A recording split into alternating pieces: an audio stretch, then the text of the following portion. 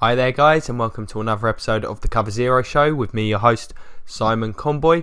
Just continuing on with my franchise review series, it's reviewing the last 10 years for each individual team. Friday's episode will be containing all this information, hopefully bring all this into context and be really interesting for you viewers. This episode will be focusing on the Tennessee Titans. So what I'm doing for this series, I'm taking the last 10 years, breaking down the team's overall record, highlighting any particular seasons, ridiculous records, playoff appearances, that kind of thing. Going through coaching changes for grading the last 10 drafts. I will explain how I'm doing that once I get to that particular part of the video.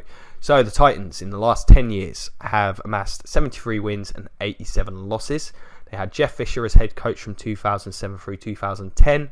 Then Mike Munchak from 2011 through 2013, Ken Wisenhunt from 2014 to 15, and they've got Mike Mularkey as the current head coach.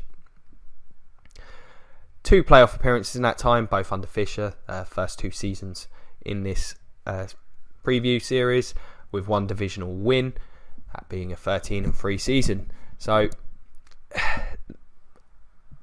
obviously the Titans are a rebuilding franchise. They were under Fisher and Munchak, they were very middling. Under Wisenhunt, it sort of seemed to all fall apart. Team needed a rebuild. I don't feel he was really given the opportunity to do so. So now they've got Mularkey, a couple of terrible records in a row that allowed them to get Mariota and then to trade the first overall pick last year, the 2-14 and 3-13, where they were an atrocious train wreck of a team. Before that, as I say, very consistently finishing sort of 7 and 9, 6, 10, just unspectacular. I think it's what initially sort of cost Fisher the job, had them competing for those 2 years, and then that sort of fell off, and they've been struggling to get back since. So let's have a look at the drafts and see how that's impacted the state of this franchise. So what I'm doing is I'm going through the first 3 rounds, each pick that was made in those rounds where you're expecting to pick up starters and contributors, giving them a grade, whether it's solid, you'd be happy to make that pick. That will give a +1 score. If they were mediocre, reasonable picks, but didn't have too much of an impact, that won't affect it. If they were a bust, it will be a -1. In rounds 4 through 7, value picks, most players don't even see the field that's selected in those rounds. If they have, they'll be noted as a value pick. I'll highlight them specifically and they will add a score of +1 to the team's overall record. So, hopping right on in with the 2007 draft. Michael Griffin was the first round selection at 19th overall, the safety. He had a good career with Tennessee, fell off towards the end of his stint there, but was a reasonable safety, better in run support than coverage at times.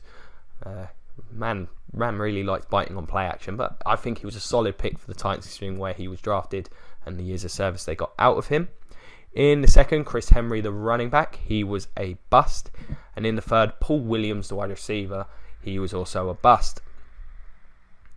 In the 5th and 7th, though, they selected Michael Otto, who was a solid sort of backup lineman for them for a number of years. And Antonio Johnson, the defensive lineman, he was also a value contributor. Between the two of them, I don't think either one constitutes a value pick, but as a pair, I'm willing to give the team +1 for value there. The 2008 draft, in the first round, Chris Johnson, he of the CJ2K nickname, with the 24th pick. He had a great career with the Titans, of course, that 2,000-yard season. It's definitely a solid pick. Very productive years there. In the second, Jason Jones, the defensive lineman, he had a pretty reasonable time in the NFL, unspectacular, putting that as a mediocre. Similarly, with the third round selection, Craig Stevens was on the roster a long time, sort of backup blocking tight end. Perfectly reasonable selection, but not spectacular, so no grade there. A couple of good value picks in that draft. In the 4th, William Hayes, been a staple defensive lineman in the league for a number of years. Really good rotational end, great value in the 4th. And Kerry Williams, the defensive back, in the 7th. Really made his name with the Ravens primarily. That's great value in the 7th round. 2009, Kenny Britt, the wide receiver, in the first with the 30th overall pick. This is a tough one. Early in his career with the Titans, he was great. Suffered an injury, then it all kind of fell apart. Wildly inconsistent. I'd have to say a bust on the general measure of things for a first round pick. Just never quite been able to put it all together, even though the talent is clearly there. And the second, St. Derek Marks, defensive tackle, mediocre, underwhelming kind of player, but they got some production out of him. Could probably edge toward bust here, but I'm going to be generous. With the third, Jared Cook, the tight end, solid player, never really achieved his full potential, particularly with Tennessee, but on balance of his career, I'll grant them a solid there.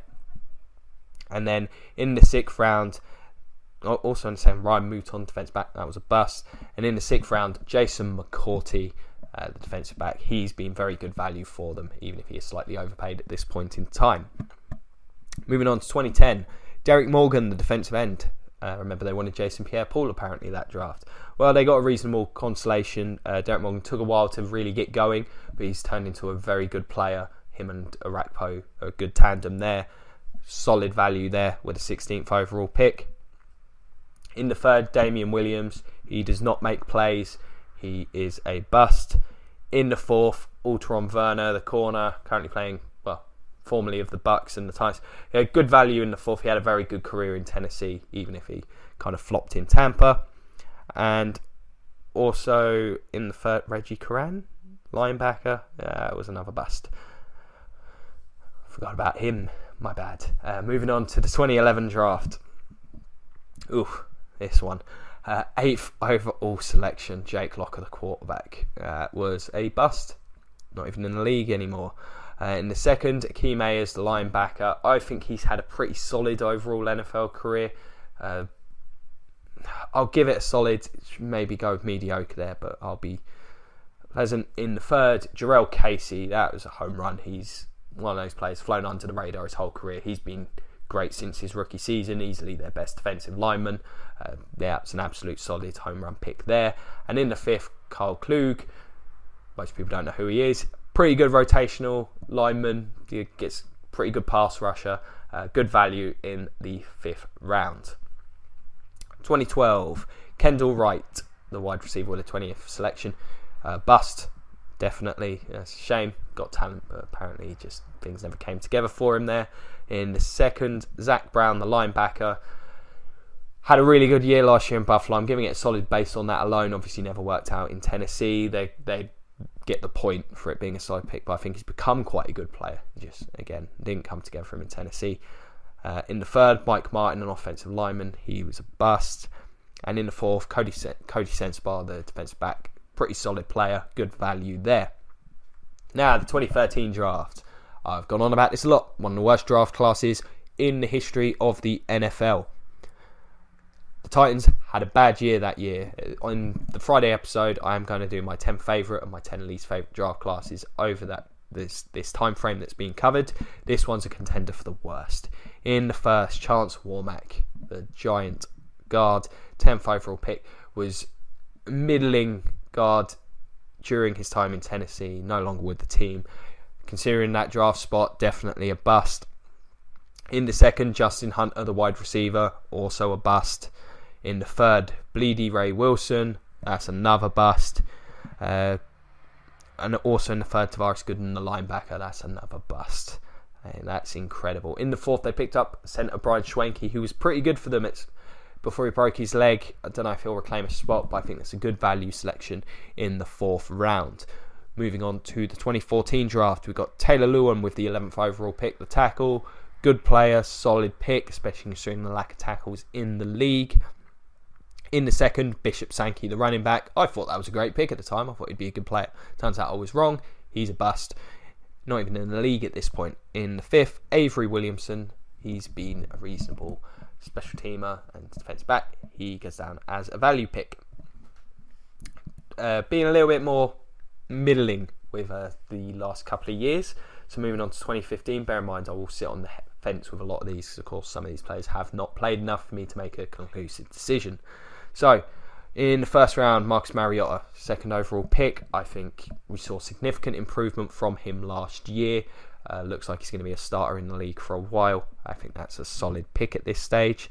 In the second, Dorial Green-Beckham, no longer even with the team. This been very disappointing, even though talent's clearly there. That goes down as a bust. In the third round, Jeremiah Patasi, the offensive lineman. Who knows at this point? When he has played, he's not played particularly well. But I'm willing to see if he develops. And the 2016 draft. Definite home run with Jack Conklin at number 8. Had a great rookie season. Should continue to be a staple on that offensive front for a number of years. And then beyond that, Kevin Dodd in the second. Haven't seen enough of him. Austin Johnson also in the second, a nose tackle. He'll certainly, you'd think, get a chance to play this year, but at this point we don't know. In the second, Derek Henry, the running back. I could go with solid, but I do need to see a bit more before if he was a third rounder, I'd probably go with solid at this point. But at the minute, undecided. In the third, Kevin Byard, safety, similar, need to see more. And in the fifth, Tajay Sharp, I think he showed enough last year to think that he's going to be a value selection in the fifth round as a contributing wide receiver. So, overall, the Titans, amazing job finding value, one of the highest scores. They've done a great job in the late rounds. They've got 10 total players there. However, in the first 3 rounds, they have struggled, only finding 10, giving them, and then along with a massive amount of busts, 16 in total, although I think I added another one as I was going through. I know, I'll figure out for Friday. It gives them a score of +4, which is not one of the better scores, lower end of average. Sounds about right. Last couple of years look like they've been very positive drafts, again bumping up that grade, as has been the case with a few teams. As I say, the value job is where it's worked out. Shocking how poor they've managed to be. Those second and third round picks, they made a very large amount of them, and so many of them gone nowhere. Took a lot of chances on wide receivers in particular, with talent, your Dorial Green-Beckhams, your Justin Hunters, your Kenny Britts, that have just ended up being disappointments. Was it Zach Brown? No, the Ayers one. Yeah, between them. We'll give them a +3. I'm going to take a point off between them. So, yeah, +3. That's pretty poor. In the first round, they've been fairly average. 10 first rounders. 6 have been absolutely solid. 4 of them have been busts. That's bang on average.